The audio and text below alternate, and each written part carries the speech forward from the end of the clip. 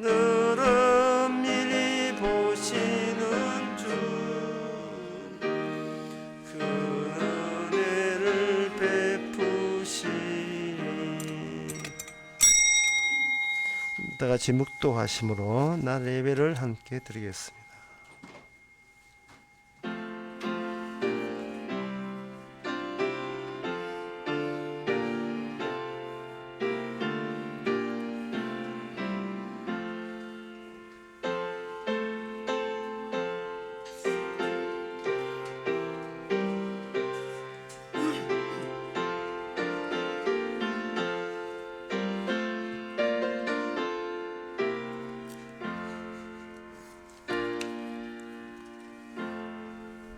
전능하사 천지를 만드신 하나님 아버지를 내가 믿사오며 우리 외아들 우리 주 예수 그리스도를 믿사오니 이는 성령으로 잉태하사 동년 마리아에게 나시고 본디오 빌라도에게 고난을 받아사 십자가에 못 박혀 죽으시고 장사한 지 사흘 만에 죽은 자 가운데서 다시 살아나시며 하늘로서 전능하신 하나님 우편한 자 계시다가 저로서 산자와 죽은 자를 심판으로 오시리라.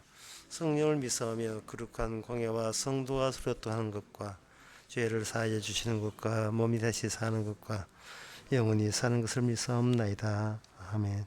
나의 왕 나의 하나님 만군의 여호와여, 주의 제단에서 참새도 제집을 얻고 제비도 새끼둘 보금자를 얻었나이다.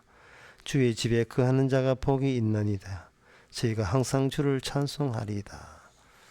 하나님, 저희들을 성전에 제비와 참새로 집어넣어 주심을 감사합니다.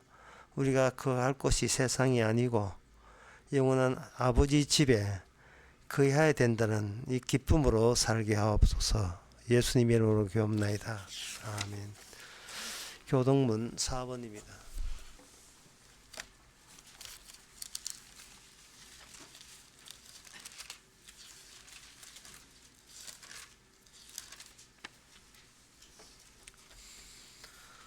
여호와 우리 주여, 주의 이름이 온 땅에 어찌 그리 아름다운지요.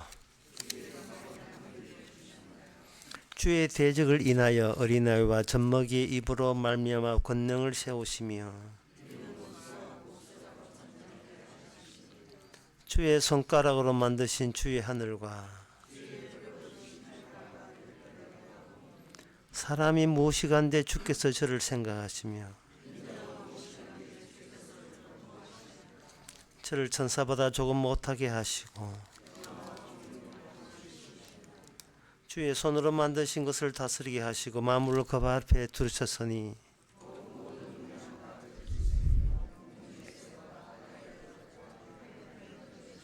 다 같이 합시다. 여호와 우리 주여, 주의 오 이름이 온 땅에 그치 아름다운지요.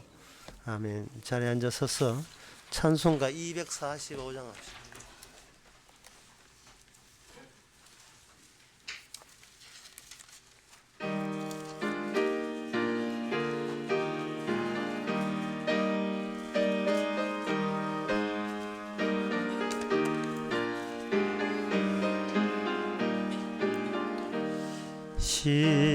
시온성과 같은 교회 그의 영광 가는 허락하신 말씀대로 주가 친히 세웠다.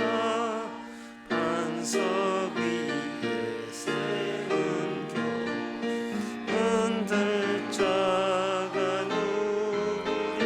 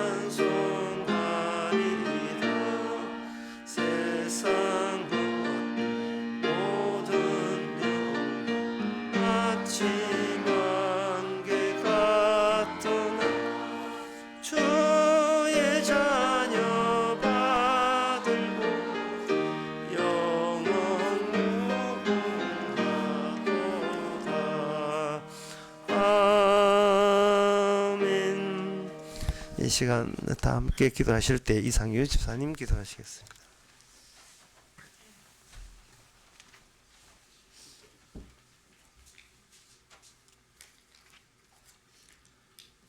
하나님 아버지, 어릴 때 주일학교 다닐 때 그 교회에서 기독교인은 세상 노래 부르지 말고 찬송만 불러야 된다고 하였습니다. 그 이유는 주님께서 찬송만 받으신다고 하였습니다. 주님, 또 집에서는 아버지께서 잠시 음악 선생을 하셨는데 아버지께서도 기독교인은 음악책, 교과서 위주의 노래를 부르고 또 가곡과 클래식 음악을 듣는 것이 좋다고 하시고, 굳이 대중가요를 들으려고 하면 송창식, 윤영주씨 같이 불렀던 포크송을 부르는 것이 건전하다고 하셨습니다. 주님, 또 조금 나이가 들어서 팝송을 좋아했는데 또 교회에서도 팝송에는 악마를 숭배하는 그런 가사들이 있기 때문에 부르지 말라고 하였습니다. 주님, 그 뒤로 복음을 알아가면서 이런 것들이 다 잘못된 것이고 엉터림을 알게 해주시니 감사를 드립니다. 주님, 예레미야서에 기록된 대로 금식하며 부르짖어도 듣지 않으시고 또 소제와 번제를 드려도 받지 않으신 같이 이 시대에 주님의 하신 일만을 받으시고 우리의 기도와 우리의 찬송과 우리의 예배와 우리의 행함은 받지 않으심을 알게 하시니 감사를 드립니다. 이 세상의 모든 노래들도 내 기쁨, 내 감동, 내 위로, 내 만족을 위해서 부르는 음악적인 유희에 불과할 뿐이고, 또 찬송가 부분도 오히려 복음을 훼손하고 십자가 공로를 훼손시키는 개인 구원에 관한 노래와 또 선악책에 하여서 행함을 부르는 내용들이 많음을 깨닫게 하시고, 또 악마를 숭배하는 내용이 많다는 팝송 부분도 결국은 이 시대에 평범하게 살아가는 우리의 선악체계 하에서 일상이 마귀의 권세 아래 있음을 깨닫게 해주시니 진심으로 감사를 드립니다. 주님, 이러한 제들을 통해서 십자가를 바라보게 하셔서 비로소 주님의 은혜를 찬송하고 주님의 공로를 찬양하게 해주시니 진심으로 감사를 드립니다. 이 시간도 말씀을 통해서 우리가 죄인의 자리와 또 죽은 자의 자리에서 시와 삶이와 신령한 노래를 부르며 주님께 나아가는 자들이 될 수 있게 도와주시고, 또 주님의 은혜와 긍휼만을 찬양하고 찬송하는 시간이 될 수 있도록 도와주시옵소서. 시종을 주님께 부탁드리었고 거룩하신 예수님 이름으로 기도드립니다. 아멘.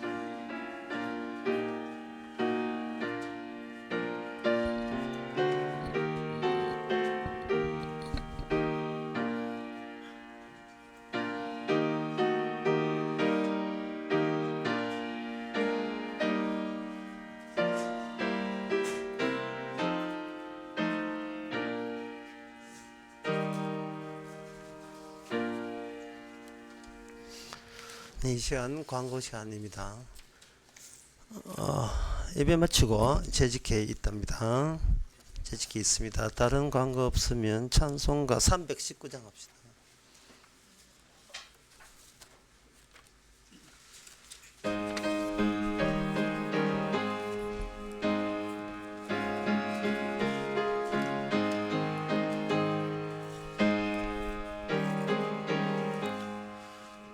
온유한 주님의 음성 내 귀에 속삭이네. 내 마음 문을 두드리니 왜 주님을 피하느냐. 피하지 말라, 피하지 말라. 우리가 곁길로 피해도 맘속에 오시리. 심판날 당할 때 주님을 너 맞을 준비해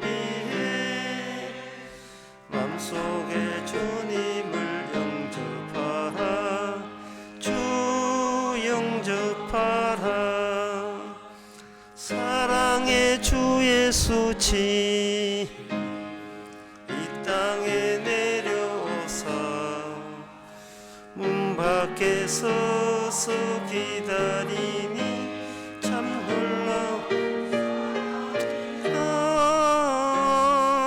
피하지 말라 피하지 말라 우리가 곁길 높이는 맘속 이 심판을 당할 때 주님은 너 맞을 준비해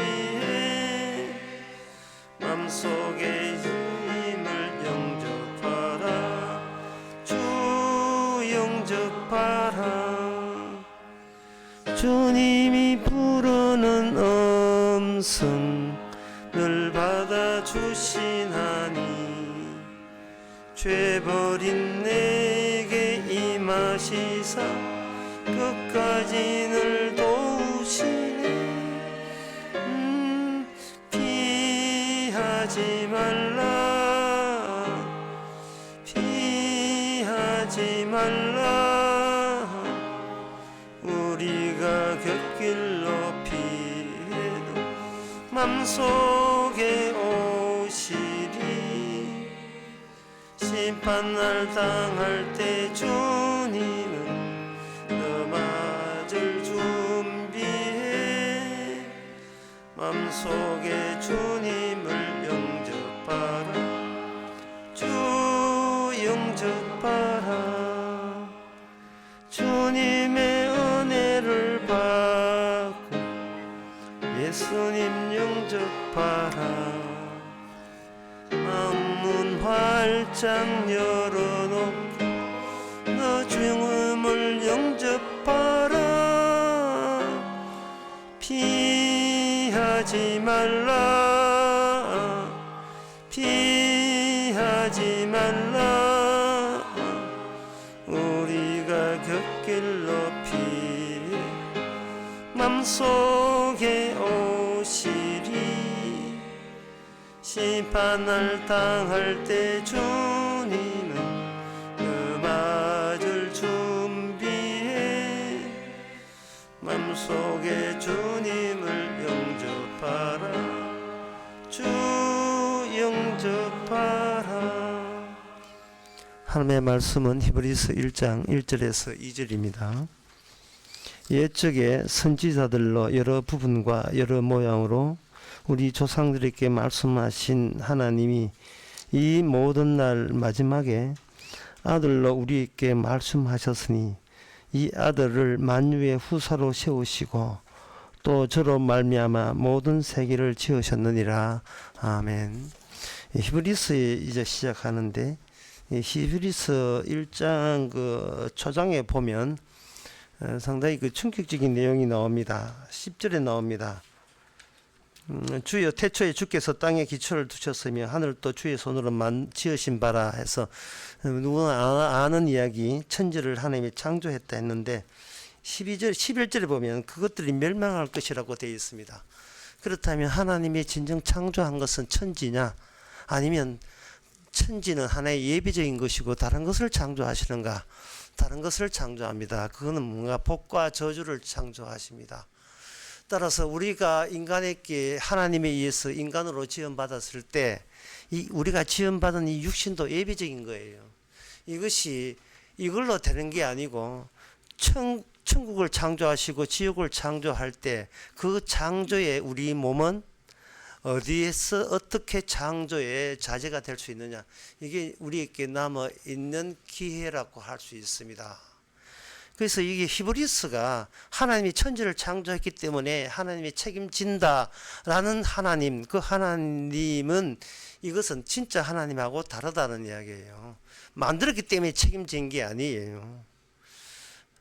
하나님 히브리서는 처음부터 하나님이 천지를 창조할 때 처음부터 여기 1장 2절에 나오는 것처럼 모든 세계를 지었다고 하는데 여기에 예수 그리스도로 말미암아 세상을 지었다고 했습니다. 하나님이 천지를 창조한 게 아니고 예수님에 의해서 천지를 창조했다 하던 어떤 변경 요소를 우리에게 제시합니다. 히브리서에서는 그 왜 이제 와서 그 이야기를 하느냐, 그것도 모르고 우리는 하나님이 천지를 창조했다고 믿었잖아. 근데 이제 와서 왜 이 이야기를 하느냐, 그게 바로 선지자들이 평소에 부분적으로만 이야기를 했던 건데, 이 선지자들의 이 내용에 대해서 하나님이 천지를 창조했다는 사람들이 핍박을 많이 했어요. 그래서 선지자는 주장은 뭐냐 하면 이겁니다. 너희들이 생각한 하나님이 다르다는 거예요. 하나님이 다르다는 것은 내가 나에 대해서 달리 생각해야 된다는 것을 의미하는 겁니다. 눈에 보이는 내가 만들어졌다. 이게 누가 만들었겠는가? 하나님이 만들어졌다. 하나님이 만들어졌으니까 나는, 하나님이 만들고 나는 만들어졌으니까 나는 이 사실을 받아들이니까 나는 신자다. 이걸 달리 생각해. 그렇게 생각해서는 안 된다는 겁니다. 천지가 멸망한다는 말은 그 멸망 속에 누가 포함되어 있느냐? 만들어진 우리가 포함이 되어 있어요. 그러면 하나님께서 더 깊이 나가면 이런 겁니다. 하나님이 천지를 만드는 게 아니고 멸망을 만들었으며, 하나님은 나를 만드는 게 아니고 죽음을 만들기 위해서 나를 만드는 셈이 되는 겁니다.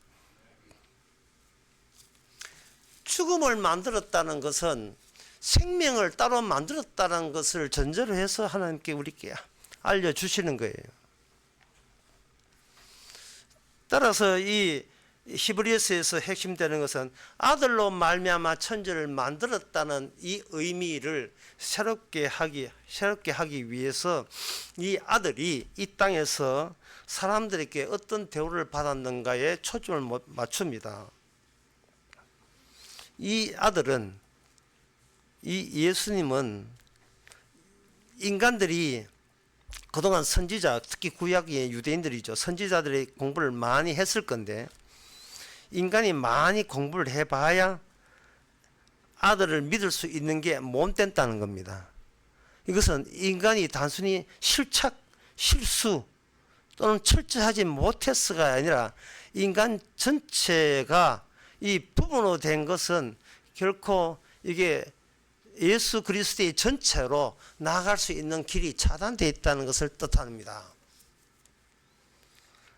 하나님은 천지를 만드시고 그걸 뭉개버리고 그 뭉개진 사실을 안다고 해서 전체에 들어갈 수 있는 입장이 되지를 못하는 거예요.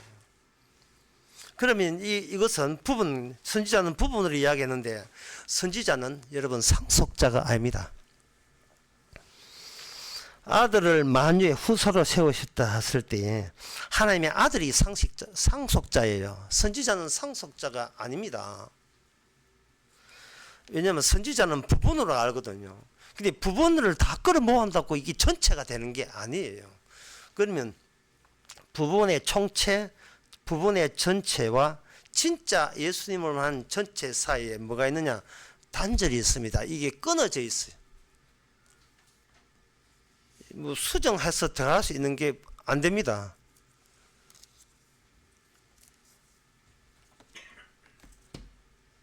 인간들이 인간들을 만나봐야 그저 부분과 부분을 알 뿐이지 전체는 될 수가 없거든요. 그래서 이 단절되어 있다는 이 사실, 예수님께서 사람들에게 죽임을 당하고 사람에게 버림받았다는 이 사실이 사도신경에 이렇게 나와 있습니다. 여러분 사도신경 아시죠?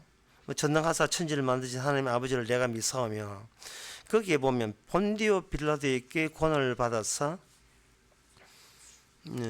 성령으로 잉태하사 동전 마리아에게 나시고 본디오 빌라도에게 고난을 받아서 십자가에 못 박히시고 장사한 지 사흘 만에 죽은 자 가운데서 이대했어요. 왜 하나님께서는 죽고 난 뒤에 15분 뒤에 주께서 살리지 않고 일주일 뒤에 살리지 아니하시고 2시간 뒤에 살리지 않으시고 왜 사흘 만에 죽은 자 가운데 살아났는가? 왜 사흘인가? 왜 3일이 왜 뜻이 뭐냐? 왜 하필이면 3일 만에 죽은 자 가운데 살아났느냐? 거기 보면 사도신경에 보면 해답이 나와 있어요. 저희로서 산 자와 죽은 자를 심판하러 오시라 이래 되어 있어요. 죽은 자와 산 자를 심판하러 오시려면 예수님의 사흘 동안에 하신 일 속에서 어떤 자가 산 자인지 어떤 자가 죽었는지 그 기준이 표준이 사흘 동안에 형성돼야 돼요. 사흘이라는 기간은 예수님의 죽은 기간이 하루가 아니고 3일이에요. 예수님이 3일 동안 죽어 계신 거예요. 죽어 있으면서 3일 동안 예수님이 뭐를 통과했는 걸 봐야 되는 겁니다. 그게 호세아에 보면 나옵니다. 호세아 6장에 보면 오라 우리가 6장 1절 오라 우리가 여호와께 돌아가자. 여호와께서 우리를 찢어졌으나 도로 낫게 하실 것이고 우리를 치셨으나 사미해 주실 것이라. 여호와께서 이틀 후에 우리를 살리시며 제3일에 우리를 일으키시리니 그가 그 앞에 살리라 라고 되어 있어요. 호세아의 이 이야기는 먼저 예수님에게 일단 예수님이 이루어 주셔야 되거든요. 이게 우리가 되기 전에 예수님의 단독으로 호세아의 말씀이 그대로 여기 응해야 됩니다. 순서가 그런 거예요. 그런데 여기 보게 되면 먼저 존재하는 자가 있고 우리가 되어 있는데 존재하는 자가 있고 그 다음에 두 번째는 그걸 존재하는 걸 찢어버려요. 이게 두 번째 단계 순서고요. 세 번째 찢어진 것을 도로 낫게 하시고 사며 주시는 단계가 있어요. 이게 세 번째 절차가 필요한 겁니다. 1, 2, 3예요.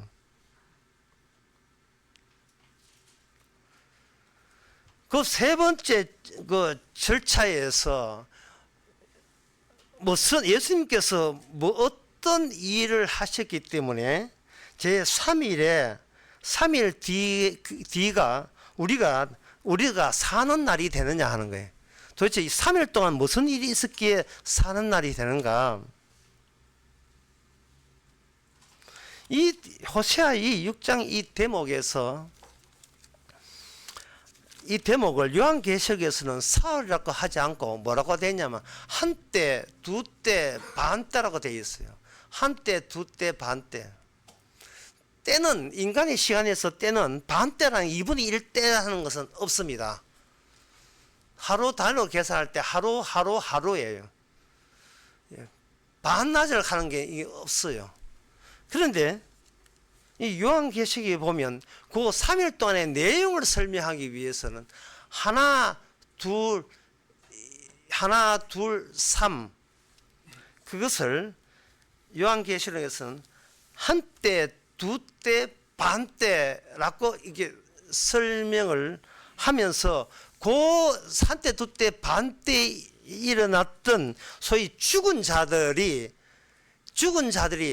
그 3일 예수님 죽는 그 기간 동안에 함축되어 있던 지옥 갈 자들이 무슨 짓을 했는가를 보여주는 기간이에요. 요한계시록에서. 요한계시록 11장에 보게 되면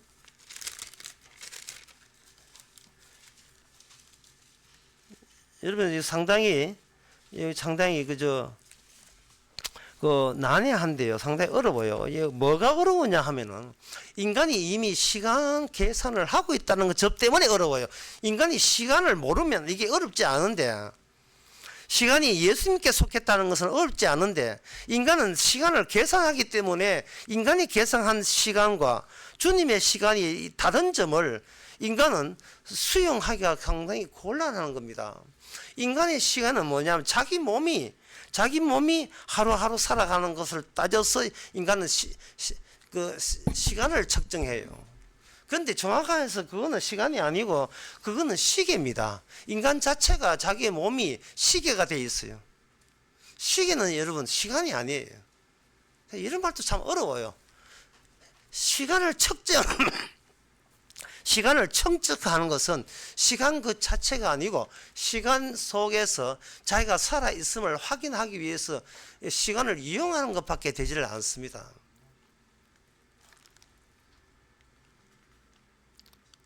이 고장난 시계는 멈춰왔는데 저 세월은 고장도 안 난다니. 라오나가 그런 이야기 했어요.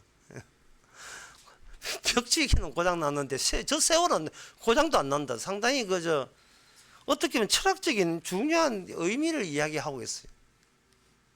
인간은 멸망하는데 부분입니다. 그러면 인간이 하나님께서 성경을 쓸 때 인간 말로 썼잖아요. 인간의 언어 개념을 통해서 사용했다고요. 그러면 요한복음 5장 39절에 뭐냐? 성경은 내게 대해서 이야기하는 것이다 라는 말을 했어요. 왜 굳이 그 말을 왜 해야 되냐 하면은 인간들은 성경을 자기가 위해서 쓴 책이라고 생각하기 때문에 이것도 생각이 틀어지는 거예요. 마가복음 5장 39절에 참 이 성경에 보면 이게 전부 다 인간들 위주로 살아가는 경향들이 있어서 성경은 둘 다를 소개하는데 그 둘 다를 다 알아야 그리스도 예수님에 대해서 하시는 일을 알 수 있습니다. 마가복음 5장 39절에 보면 야이로의 딸이 죽었어요. 죽고 난 뒤에 예수님 죽고 난 뒤에 이제 그 장례식에 이제 갑니다. 가니까 5장 35절에 그때 그 주위 사람들이 한 말이 굉장히 의미 있는 의미심장한 이야기를 했습니다. 뭐냐 하면은 회당장의 집에 와서 가로되 이제 그 사람들이 당신의 딸이 죽었나이다. 어찌하여 성생을 더 괴롭게 하나이까? 참 오늘 이 히브리스와 데모해서 너무나 꼭 필요한 말을 지옥갈자들이 해주는 거예요. 지금 이 야이로 딸이 죽을까 말까 숨이 깐떡깐떡 이게 아니고 이미 죽었어요. 이미 죽었는데 예수님이 무슨 예수가 와도 천하에 누가 봐도 이거 소용없다는 거예요. 이미 죽어버렸다는 거예요. 근데 이 죽었는데 아직도 네가 예수 믿냐? 죽었잖아.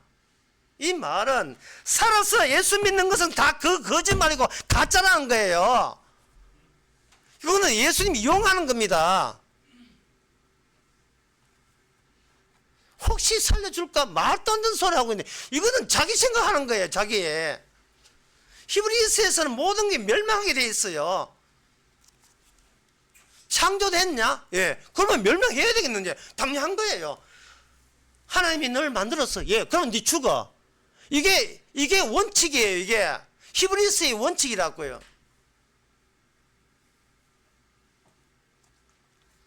야이로의 딸이 이미 죽어버렸는데 당신들 자꾸 예수 찾지 말아라. 이제 끝났어. 그만 괴롭혀. 좀 제가 하고 싶은 말이죠. 예, 정말 그 불신자들이 이야기했죠. 이게 단절되어 있기 때문에 그래요. 이게 그걸 이제 지층판이 끊어졌어요. 단층이 되고 와요. 단층이 되면 끊어진 단면이 나오잖아요. 예수님은 끊어진 단면이에요. 부분이 너희들이 부분적으로 아는데 그 부분은 절대로 다 합쳐도 절대로 전체가 될 수가 없다. 부분에서 전체가 가는 자는 끊어져야 된다. 왜냐하면 심판답게 하기 위해서 끊어진 그 기간 동안에 주님 하신 것은 어떤 자가 죽은 자고 어떤 자가 산 자인 것을 주께서 정리하는 그 순서 절차가 필요한 겁니다. 그럴 때 이제 예수님이 와서 괴롭게 하지 마라 하니까 이제 들으시고, 그 다음에 막 울고 있지요. 그 어떤 사람은 40절에 보니까 예수님께서 그 죽은 야이로의 딸한테 가니까 어떤 사람은 비웃었어요. 비웃게 된 이유가 예수님께서 얘는 지금 죽은 것이 아니고 잔다 이렇게 하니까 비웃게 된 거예요. 예수 당신은 우리가 납득할 만한 이야기만 해야 돼. 근데 당신은 지금 우리가 의도적으로 믿지 말라는 이야기를 하고 있는 거예요. 그러니까 예수님 보고 비웃는 거예요. 이리가 대화가 되겠어? 당신 소기의 목적 달성하겠어? 당신 우리 구원한 게 소기의 목적이잖아. 안 되잖아. 알아듣는 이야기를 해줘야 우리가 믿지. 자꾸 나온 거예요. 그 당사에. 예수님 비웃음을 당하면서 하는 거예요. 그리고 예수님께서 가라사대 달리다굼이라는 말을 했어요. 이거는 산자한테 이야기해도 산자가 무슨 뜻인지를 몰라요. 다른 사람들 나누는데 자기 아버지도 있고 있는데 너들 말고 나는 죽은 자만 상대로 이야기한다는 거예요. 죽은 자야 일어나라. 비웃을만 해요. 죽었는데 무슨 뭘 말 들어요. 근데 달리다굼 딱 하시고 손을 잡고 하니까 소녀가 아이 잘 잤다 하고 일어난 거예요. 소녀는 죽은 건 맞습니다. 죽은 건 맞는데 소녀가 살아난 것은 예수님이 하시는 창조, 예수님이 하시는 그 말씀의 창조의 위력에 의해서 소녀는 살아났어요. 여기에 대한 적절한 예는 이렇습니다. 그 유명한 미국의 마술사 카파필드가 있는데요. 저도 어릴 때 카파필드 마술을 본 적이 있는데요. 제가 지금 생각하면 그 트릭을 알지만 그때는 너무 놀랐던 게 뭐냐면은 중국의 실제로 만리장성이에요. 중국 만리장성. 세트가 아니고 진짜 중국 가서 만리장성 앞에 세우고 자기가 만리장성 속에 들어가요. 또 들어가는 장면을 이렇게 카메라로 보여줘요. 물론 그림자로 보여주지만 보여줘요. 사람이 산다는 것은 내가 예수 말을 믿는 게 아니고 예수님의 나의 이 만리장성인데 주의 말씀이 내 안에 들어오는 거예요. 이 소녀한테 주의 말씀이 들어오는 겁니다. 근데 유대인들은 하나님의 말씀을 율법을 믿을 생각했어요. 지킬 생각했던 겁니다. 지켜서 뭐 하는데요? 안 죽으려고. 지켜서 뭐 할 건데요? 안 망하려고 하는 거예요. 망하려고 만들어 놨는데 안 망하려고 하는 겁니다. 이건 아주 대단한 마귀의 고집이에요.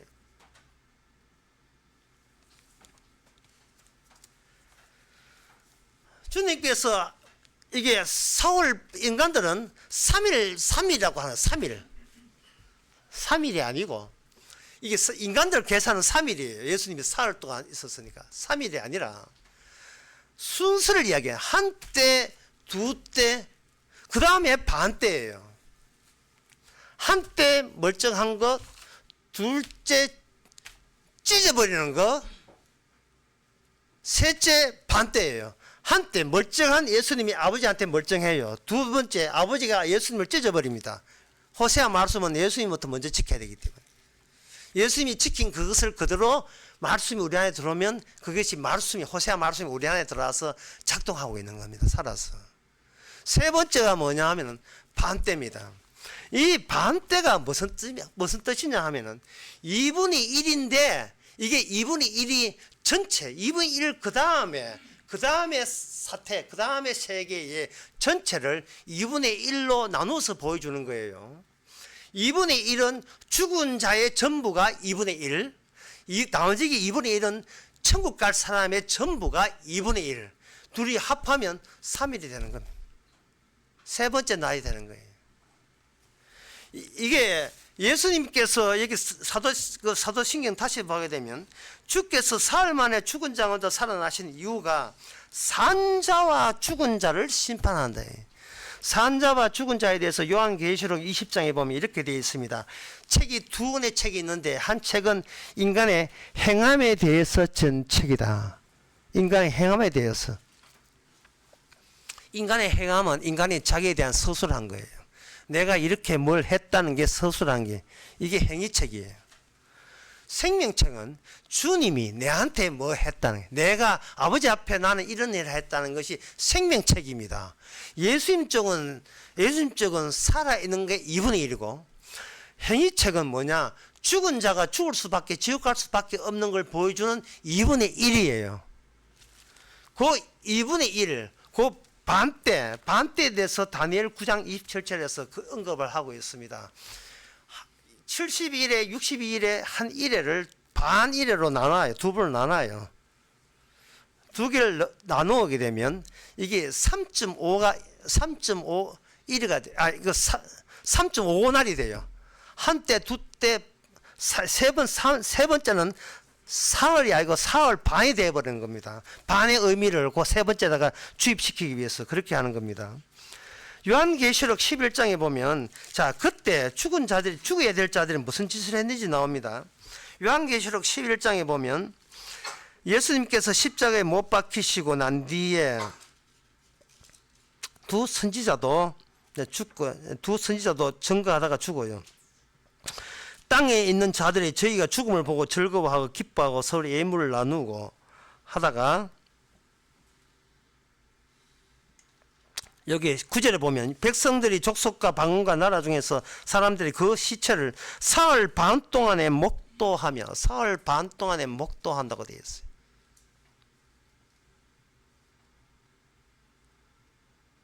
예수님은 사흘 만에 부활되어 있어요. 여기는 사흘 반이에요. 요한계시록이 예수님이 죽으심을 요한계시록에서 좀 더 두 정의를 통해서 두 선지자를 통해서 상세하게 보여줍니다. 반때의 중요성을 이야기해요. 반때라는 것은 한때를 왜 반으로 나누느냐. 그래야 단절돼요. 불연속성이 되는 겁니다. 이쪽 2분의 1에서 저쪽 2분의 1로 못 건너가요. 2분의 1 자체가 이제 살았던 세상의 전부를 보여주는 2분의 1. 앞으로 등장할 2분의 1은 2분의 1의 단절을 지나서 새롭게 등장할 이 전체는 2분의 1로 보여줍니다. 인간은 그 반을 못 넘어올 수가 없어요. 왜냐하면 십자가가 가로막고 있기 때문에 넘어올 수가 없습니다. 쉽게 말해서 이 살았다 하는 것들은 모두 죽여버리는 그 날이 바로 세 번째 날에 있어야 될 2분의 1을 보여주는 그 사건의 날입니다. 2분의 1. 세상에 때가 반때라는 게 없잖아요. 반때라는 게 인간 세계는 반때가 없어요. 때라는 것은 숫자를 카운트 할 때 그 때가 어떤 때든 1초든 1분이든 1시간이든 하나로 쳐버려요. 반이라는 것은 인간 성립이 안 됩니다. 인간 머리에서는 반이라는 게 없어요. 반이라는 것은 뭔가 온전치 못한다는 뜻을 갖고 있어요. 내 반쪽 날아가 버렸어요. 반은 온전치 않아요. 주님께서는 이 세상이 온전치 않다는 겁니다. 어디서 막히느냐?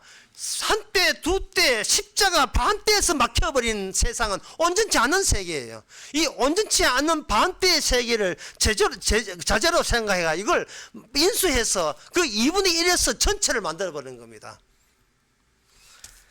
그 고린도전서 15장에 보면 20절에 그러나 이제 그리스도께서 죽은 자 가운데서 다시 살아 잠자는 자의 첫 열매가 되었다 하는데 여기 잠자는 자의 첫 열매가 되었다는 이 대목도 상당히 난해한 대목이에요. 왜 그러냐 하면은 인간의 시간상은 첫이라 하는 것은 이 일보다 먼저 있을 때 저쪽이 첫 번째가 되고 나중에 하면 두 번째가 되거든요. 그러나 예수님께서 살아 계실 때 죽은 자가 살아나는 경우가 들어 있었잖아요. 방금 야외의 딸도 죽었다가 살아났고 마르다 마리아의 그 오빠도 살아났잖아요. 그건 뭐예요? 그건 뭐 부활 아닙니까? 그 분명히 죽었는데 분명히 죽었다가 살아났잖아요.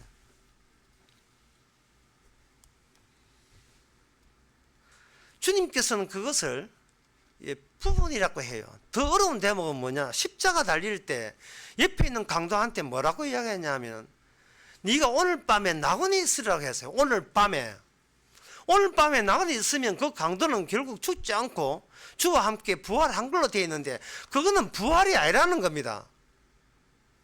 부활의 첫 열매는 강도가 아니고 예수님이에요. 더욱더 어려운 대목은 어디에 나오냐 하면 바로 이거 누가복음 9장에 나옵니다. 누가복음 9장에 예수님께서 변화산에 올라가요. 그때 부분을 담당하는 두 사람이 여기 등장합니다. 한 사람은 엘리야, 한 사람은 모세, 둘 다 선지자입니다. 둘 다 선지자가 되어서 이미 그 사람은 그들은 예수님과 함께 낙원에서 지금 변화된 모습하고 서로 대화하고 있습니다. 베드로가 야고보 요한을 봤을 때 누가 봐도 저 엘리야와 모세는 지금 그리스도와 함께 살아있는 것으로 보입니다. 맞습니다. 살아있는 건 맞습니다. 그런데 그 살아있는 모습은 예수님 생각하는 살아있는 모습이 아니죠. 베드로 보기에는 같이 이야기하고 예수님이 있으니까 본인이 자기가 몸으로 살아있는 것처럼 느껴지듯이 저도 살아있다 하는데 그거는 2분의 1이라는 단절을 뛰어넘지 못해서 그래요. 이쪽에 인간들이 살아있는 것은 베드로가 생각한 것처럼 살아있어 숨쉬고 이야기하는 건 살아있지만 엘리야와 모세가 생각하는 살아있음은 그 살아있음이 아니에요. 그래서 모세하고 엘리야하고 이야기한 중에 뭐냐면 예수님 여기에 30절에 나옵니다. 예수 31절 영광 중에 나타나서 장차 예수께서 예루살렘에서 별세하실 것을 이야기한다. 별세하실 것을 이야기한다는 말은 부분으로 이야기한 것은 전체가 될 수가 없어요. 아무리 모세가 선지자 노릇하고 엘리야가 선지자 노릇했지만 그 모세와 엘리사가 경험했는 그 다 합쳐도 하늘나라는 온전치 못합니다. 뭐가 온전해야 되는가? 단절이 있어줘야 온전해요. 그게 예수님의 별세입니다. 아직 이 변호사 이야기할 때 모세 엘리야는 예수님이 죽지 않았다는 사실을 너무나 알고 이렇게 이야기합니다. 주님은 언제 돌아가십니까? 언제 죽으십니까? 다시 말해서 다시 번역하면 주님 이 엘리야를 끊어낼 수 있는 죽으심은 언제 일어납니까? 모세가 모세로 끊어낼 수 있는 그 사건은 언제 일어납니까? 나 자신의 동결성에 단절이 없고 끊어짐이 없으면 이거는 생명이라고 할 수 없어요. 기존 세계의 이어짐은 이거는 부활도 아니고 생명도 아닙니다. 히브리서의 말씀처럼 모든 세계는 다 무너져야 돼요. 예수님께서 무너지게 하시는 겁니다. 왜냐하면 예수님께서 단절을 거쳐서 세상을 새롭게 창조하실 분이기 때문에 그렇습니다. 그렇게 이렇게 되게 되면 우리서 여기서 중요한 의무점을 우리가 떠올라야 되죠. 그래서 망해야 될 이 세상 같으면 굳이 이 세상을 없애버리지 왜 지옥이라는 것을 왜 만들어 놨습니까 하는 생각이 들 거예요. 아예 세상 없애고 확 없애고 모조리 다 천국으로 여호와 정인처럼 모조리 다 천국으로 불교처럼 여호와 다 천국 다 가면 되지 않겠는가. 문제는 그렇게 되게 되면 창세기 3장 15절의 약속이 이루어지잖아요. 뱀의 후손을 작살내는 그 공간도 같이 날아가 버려요. 그건 안 돼요. 지옥은 바로 마귀가 했던 것에 마귀가 한 일로 인하여 지옥 만들어 놓았고 거기에 합세한 자들이 거기에 같이 들어가게 되는 거예요. 그래서 주님께서는 그러면 그 지옥도 없애버리면 되지 않겠느냐. 그럼 마귀도 구원시키고 가룟유다 구원시키면 되지 않느냐. 이런 주장하는 사람이 한둘이가 아닙니다. 가룟유다가 공도자니까 십자가 원을 안 지니까 공도패 드려야지 왜 그걸 지옥 보내냐고. 이 사람들이 뭘 뭐냐 하면은 예수님 자체의 단절을 몰라요. 그렇게 되면 예수님은 심판주가 안 돼요. 구주가 아니고 그냥 예수님은 하나님의 아들이 될 뿐이에요. 그냥 그런 하나님밖에 안 돼요. 하나님이 심판주 주님이 되려면 중간에 당해야 될 자가 있어야 되고 그 당해야 될 자가 영원한 심판주를 증거할 수 있는 영역이 처럼 만들어져야 돼요.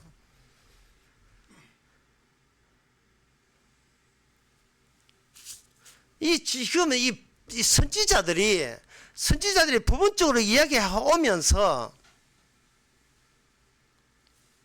그들은 어떤 메시아를 기다려야 될 이유가 있어요. 선지자들이 우리 생각에 이렇습니다. 선지자가 하나님 말씀 전했잖아요. 하나님한테 말씀 받았잖아요. 그 말씀 전했잖아요. 무슨 아무 문제 없잖아요. 그러나 선지자는 그게 아니라는 거예요. 하나님께서 말씀을 주고 말씀을 전해도 그 중간에 말씀 전하는 나도 온전치 않다는 것을 알려줄 중보자, 중간 어떤 분이 오셔야 된다는 겁니다. 아브라함이 하나님의 선지자지만 아브라함은 예수님 오시기를 기다렸어요. 하나님 말고 예수님. 나의 전하는 이 예언이 나는 부분인데 이 예언조차도 전체로 다 완성되는 어떤 그분이 오셔야 돼요. 그 이해를 위해서 선지자한테는 결여가 생깁니다. 창세기 20장에 보면 창세기 20장에 아브라함은 나무 아줌마 부리면 잘 낫게 해줘요. 거기에 20장 17절에 보면 아브라함이 하나님께 기도하며 하나님이 아비멜렉과 그 아내와 여종을 치러와서 생산케 했다. 나무 집에 불임 여성은 치료를 해줬는데 정작 자기 집에 자식은 없습니다. 이게 결여예요. 선지자가 함유해야 될 뻥뚫림. 남은 도와주되 부분이죠. 정작 자기 거는 여기서 단절되어 있어요. 끊어져야 돼요. 내가 나와 끊어지지 않으면 구원은 없습니다. 이 끊어지지 않는 상태, 그게 이제 그 부분, 전체가 아니고 부분인데, 부분에 하나의 예를 들어보겠습니다. 상강오류입니다. 이게 인간들이 자기 지혜로 세상을 보면서 부분을 끄집어내요. 상강오륜, 군위신강, 부위자강, 부위부강. 여기 3강이고요. 아이스크림 아닙니다. 오류는 군신주의, 부자유친, 부부유별, 장유유서, 붕우신. 여기에 오류입니다. 자, 상강부터 설명하면 임금은 신하의 근본이고 아버지는 자식의 근본이고 남편은 아내의 근본이다. 이거 3강입니다. 부분이죠. 이 부분 안 했으면 큰일 날 뻔해요. 여기 오류는 임금과 신하 사이에는 사랑이 있어야 되고 아버지와 아들 사이에는 의리가 있어야 되고 남편과 아내 사이에는 분별이 있어야 되고 나이 많은 사람과 젊은 사람한테는 서열이 있어야 되고 부모신 이것은 친구 사이에는 믿음이 있어야 된다. 이 이야기예요.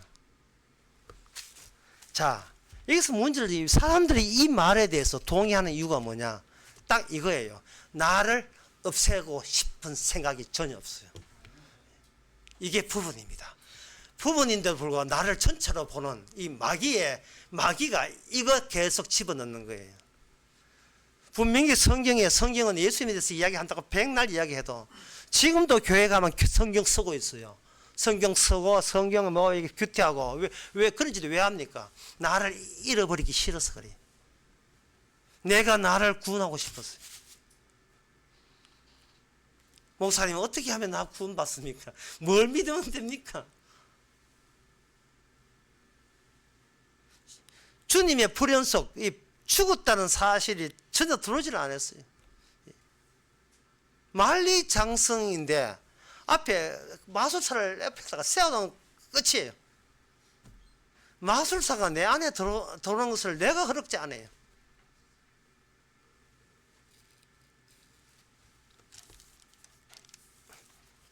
그래서 성경은 전체 그 내용이 어떤 내용이냐 하면은 인간의 개인주의를 실패하기 위해서 주님은 병행주의로 나섭니다. 또 뭐 이 주의 나오면 또 짜증이 팍 올라오잖아요. 예? 나만 올라오는가? 병행주의라는 것은 뭐냐 하면은 버릴 것을 버리지 않고 나란히 둔다는 뜻이에요. 병행주의가. 창세기 16장 제가 그 신학교 가기 전부터 어떤 신학교 가고 난 뒤에 또 목사가 되고 난 뒤에 설교를 하면서 계속해서 이 찝찝하게 해결되지 않은 게 있었어요. 그게 뭐냐면은 창세기 16장에 보면 하갈이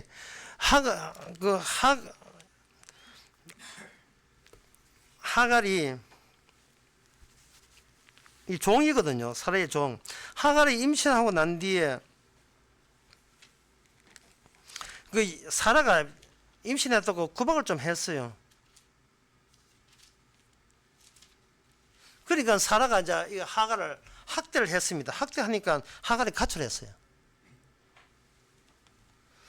이거는 충분히 이해가 돼요.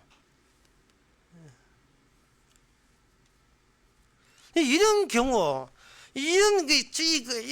보면 정말 이게 인간적인 면에서 부분적인 면에서 굉장히 누가 이 서름을 받을 입장이 아닌데 서름을 받잖아요. 자기가 혼자 애 놓습니까? 아니죠. 자기 남편 아브라함이 시바지 해달라고 나 임신해가지고 있는데 왜 구박은 본부인이 구박을 하냐 이 말이죠. 이게 바로 뭐냐 꼬마 인형이에요. 꼬마 인형이라는 그 노래가 있는데 그 노래가 뭐냐 붉은 남의 아이를 임신한 걸 꼬마 인형이라 이렇게 해요. 꼬마 인형을 가슴에 안고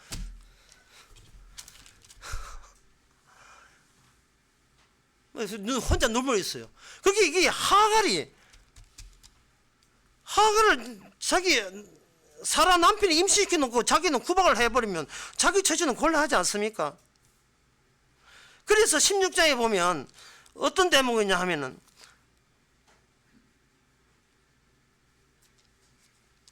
그 가출했는데 와서 하나님의 천사를 만나서 어디 가냐 물어보니까 내 주인 피해서 갑니다. 그렇게 하니까 하갈아 네 주인에게 돌아가라 이렇게 했습니다. 뭐 그거는 그럴 수도 있겠다 쳤는데 뭐가 이해가 찝찝하고 이해가 안 되느냐 하면은 분명히 여기서는 집에 돌아가라 했거든요. 그런데 창세기 21장에 보면 하나님께서 이제 이삭을 낳고 난 뒤에 하나님께서 그 하갈을 어떻게 하느냐 그 아들 이스마엘과 내어 쫓아라 했어요. 이삭과 함께 기업을 얻지 못하며 내어 쫓아라 했어요. 참 나쁘죠. 아브라함 참 나쁩니다. 예? 책임지지도 못할 애 놓고 쫓아내요. 쫓아냈을 때에 제가 어디에서 이해가 안 되느냐 하면은 그래서 쫓겨나가지고 방황하면서 물이 없어서 있을 때에 하나님이 그 아이의 소리를 들으시고 하갈아 무슨 일이냐 하니까 쫓겨났다 이렇게 하니까 지금 굶어 죽을 판입니다. 나는 견디겠는데 애가 물 없어 못 견딜보고 내가 참을 수 없어 웁니다. 이렇게 하니까 하나님이 하갈의 눈을 밝히시고 물을 채워줬어요. 이 대목에서 납득이 안 되는 거예요. 이 대목에서 하나님의 지시에서 쫓겨나놓고 쫓겨난 편을 왜 들어주냐 이 말이죠. 네가 죽든 말든 그래 네가 목말라 죽어라 이래야 되는데 하나님은 양쪽에 다 나타나가지고 도와줘요. 처음에 다시 자기 주인한테 돌아가라고 해놓고 여기는 뭘 정당하느냐 하면은 그래 니는 추방돼야 마땅해. 도대체 하나님의 뜻이 도대체 뭐냐 이 말이죠. 인간미도 없고 매정하기 짝이 없고 매정하면 끝까지 매정해야지. 또 이게 물 없어 굶어 물 없어 목말라 죽는 걸 보고 또 물을 또 줘요. 그렇게 이렇게 합니다. 네 자손이 번창할 것이다. 번창을 왜 합니까? 번창을. 이게 바로 뭐냐? 병행주의. 나란히 가야 되는 거예요. 살았다는 생명은 죽음이 없으면 생명의 의미가 없다는 거예요. 산자란 말은 죽은 자가 누군지를 알아야 돼요. 죽은 자는 자기 행함에 관심이 있을 때 죽은 자예요. 그게 행함 책에 있는 사람들이 죽은 자예요. 자기를 잊지 못하고 자기 안에 단절을 느끼지를 못하는 거예요.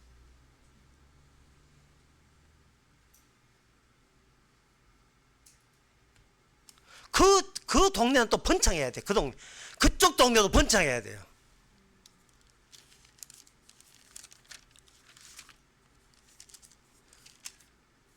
그러면 이삭 나왔으니까 아브라함 가정은 이제 뭐 남은 죽든 말든 쫓아낼 건 쫓아내고 저끼리 행복하겠다. 그렇지 않습니다. 창세기 22장에 보면 하나님께서 말해 여호와께서 사랑하는 네 독자 이삭을 데려가라. 이게 사랑하는 독자라고 했어요.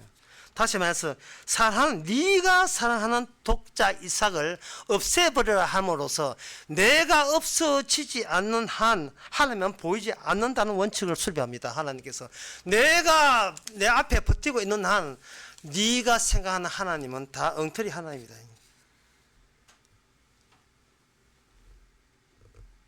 사실상 인간의 인생이라 하는 인생에 있는 살아가는 모든 것은요, 자기 장례식을 위한 비용 마련 때문에 살아갑니다. 결국은 주께서 주시던 모든 것은 너로 하여금 너로 단절시키고 그 단절됨으로써 비로소 주님이 부활의 첫 열매가 되신다는 거예요. 주님이 내가 주님과 함께 있으면서 가는 게 아니고 모세도 그렇고 엘리야도 그렇고 베드로도 마찬가지고 이게 이 사람들의 선지자라면 선지자는 어떤 경우로 상속자가 아니에요. 이 사람들은 우리는 상속자가 아니라고요. 상속사에서 끊어짐을 우리는 알아야 돼요. 끊어지고 상속자만 따로 있어요. 상속자가 그 다음에 어떻게 하나 죽은 우리를 불러줄 때 우리는 주님의 행하심에 의해서 부름받은 나라가 천국입니다. 내가 행한 거 내가 믿은 거 말고 로마서 8장에 30절 그 나오잖아요. 여러분 이거 뭐 다 외우고 있으니까 뭐 굳이 찾아볼 건 없겠지만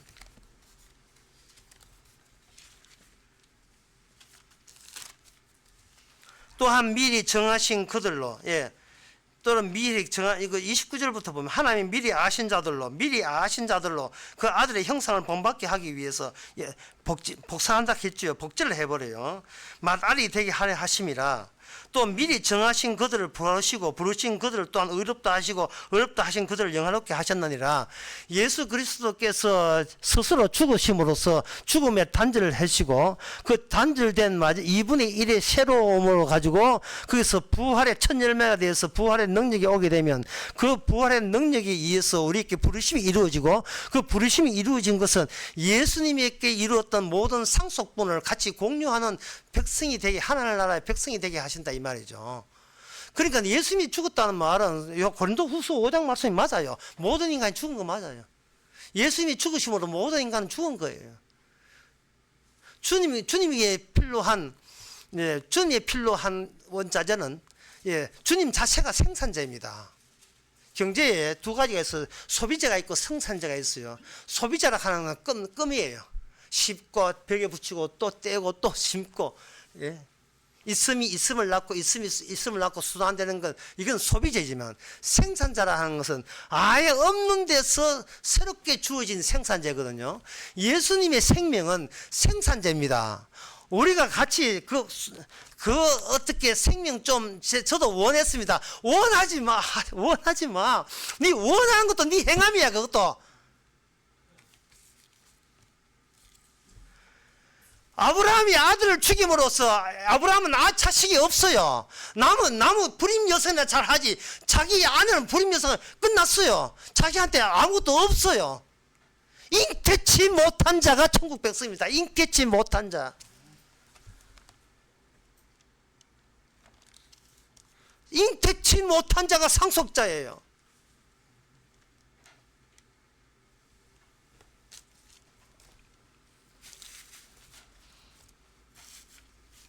이것은 아브라함뿐만 아니고 가인과 아벨도 마찬가지예요. 아벨은 자기가 죽었습니다. 아벨이 죽었기 때문에 그래서 얻을 수 있는 건 아벨의 씨가 바로 하늘나라와 이어져서 에녹과 나중에 에녹과 관계된 것은 아벨의 씨예요.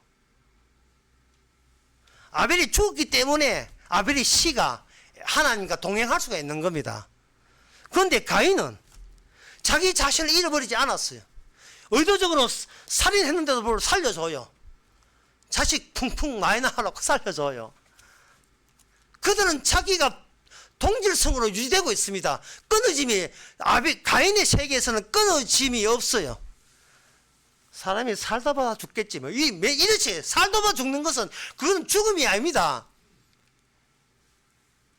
진짜 죽음은 예수님의 사흘 동안의 죽음에 일어난 일과 일에 통해서 이게 기초가 뿌리가 전제가 돼야 돼요. 한때, 두때, 반때 있는 것 찢어진 것 다시 새롭게 완전케 치료해 주시는 그 기간, 그 3일에 십자가는 단절성이 우리 내부에 있어줘야 돼. 들어와야 돼요. 우리 안에서 십자가가 매일같이 반복되는 겁니다. 그러니 이것은 그때부터 그러면 앞으로 우리가 어떻게 살면 됩니까? 뭐 필이 나오는 질문이죠. 그건 뭐냐 하면은 그것은 이스라엘 백성들이 집단으로 그걸 보여준 게 나옵니다.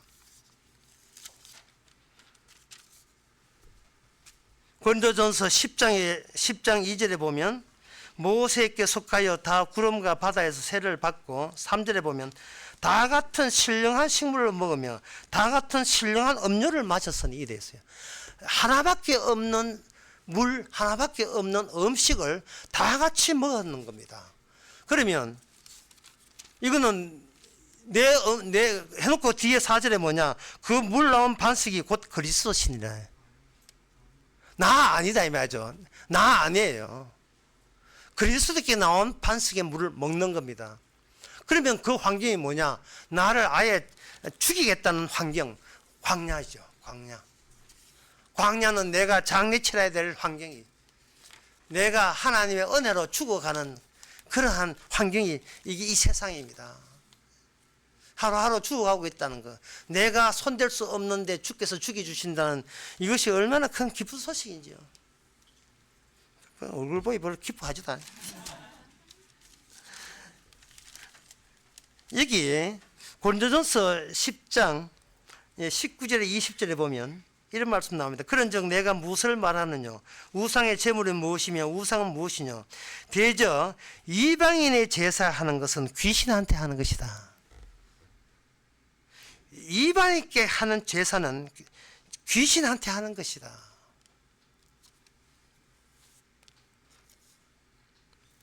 엄마 살아계실 때 큰아들 지가 유세한다고, 야, 내 제사, 아빠 너 우리 아버지 제사 지내는데 동생들 다 와, 봉투 들고 와, 돈 봉투 들고 와, 제사 공짜인 줄 아나, 들고 와, 이렇게 했다가 엄마는 그것도 당연하지 했는데, 그 엄마가 우리 엄마 이야기하는 게 남의 엄마입니다.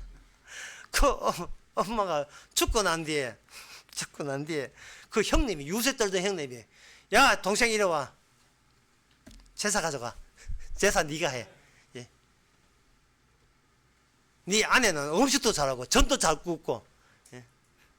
네 뭐든지 잘하대. 예. 유교걸, 예. 걸걸 유교걸, 유교 너무 잘하대. 가져가.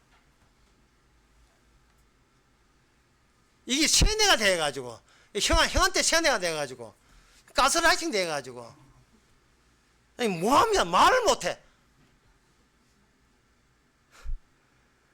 아들 대가 유세 제사 진다 유세 떨고 재산 상속 다 지가 다 챙겨놓고 엄마 딱 죽는 그 순간부터 동생 이리 와 재산 네 가져와. 이게 어디서 잘못됐느냐 하면은 이방인들이 제사를 드린다는 자체가 나를 잃어버리지 않으려고 하는 몸부림이에요 이게. 부자유친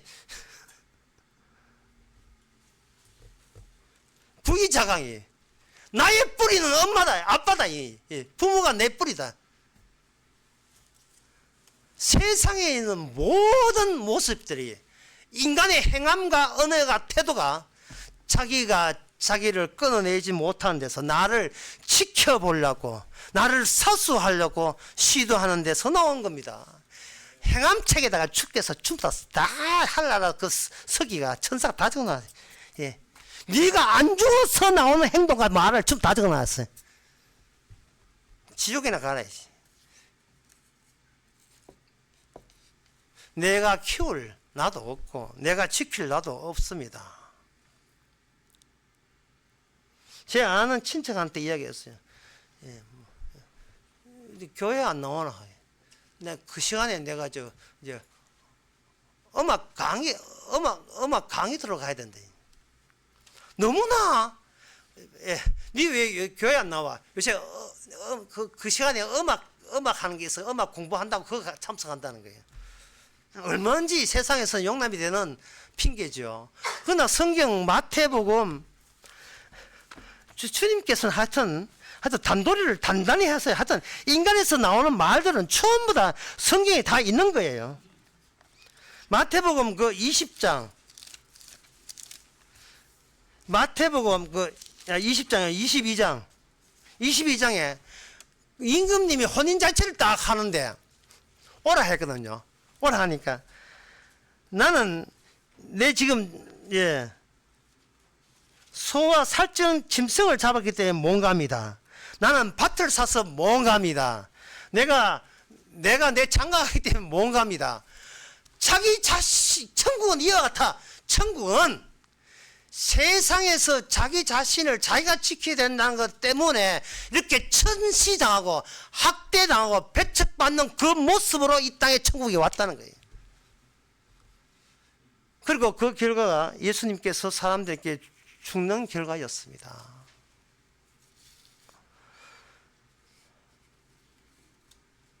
우리가 고민한다, 우리는 뭐 걱정한다 이렇게 하는데 가만히 생각해 보면 고민 걱정이 뭐냐 하면은 전부 다 나를 지키기 위한 고민과 걱정이었습니다.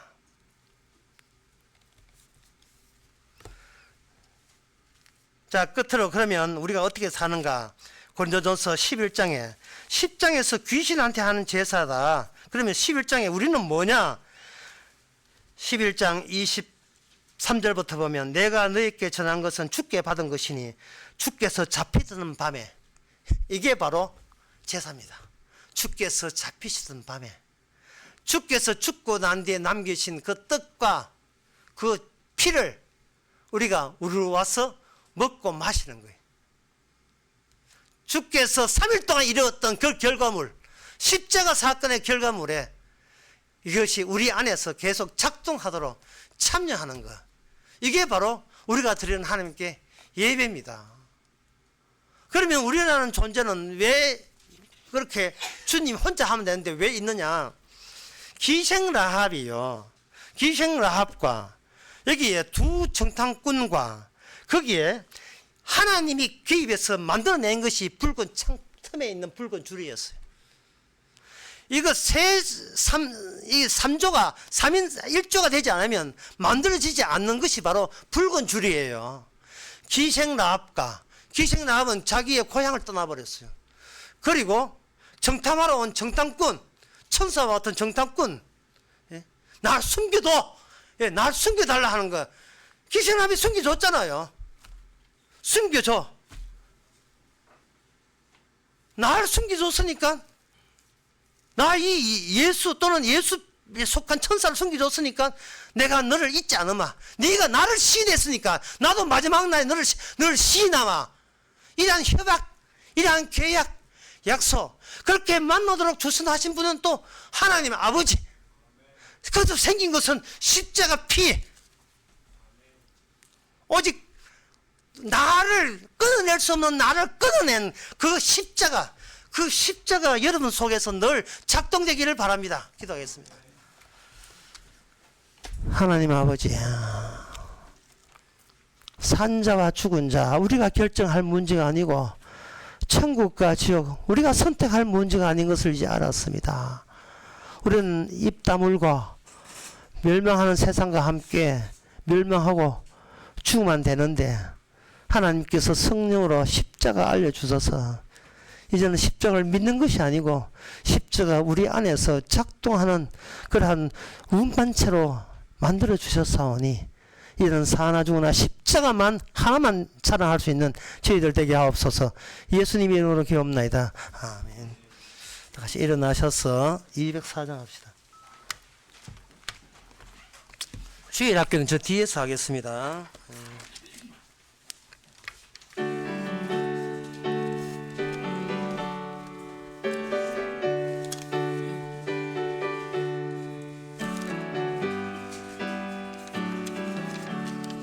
예수로 나의 구주 삼고 성령과 피로서 거듭나니 이 세상에서 내 영혼이 하늘의 영광 누리도다. 이것이 나의 간증이요 나의 찬송일세. 나 사는 동안 끊임없이 구주를 찬송하리로다.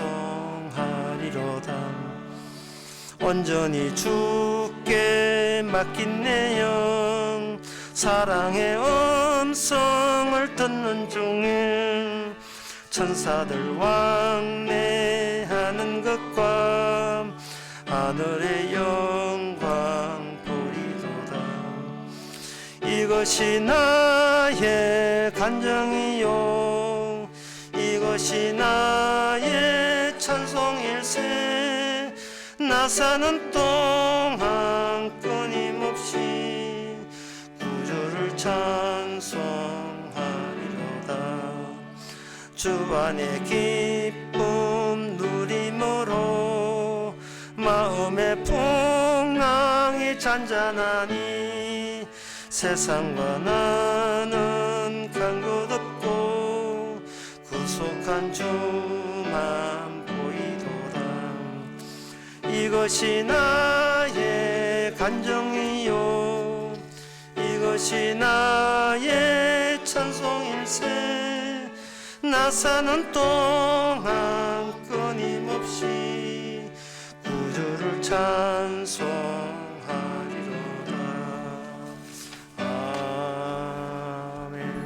기도합시다. 지금은 우리 주 예수 그리스도의 은혜와 하나님의 거짓 사랑과 성령의 충만하심이 죽어도 살겠고가 벌써부터 그 말씀이 우리 안에 이루어짐을 느끼는 모든 성도에 함께 있을지어다. 아멘.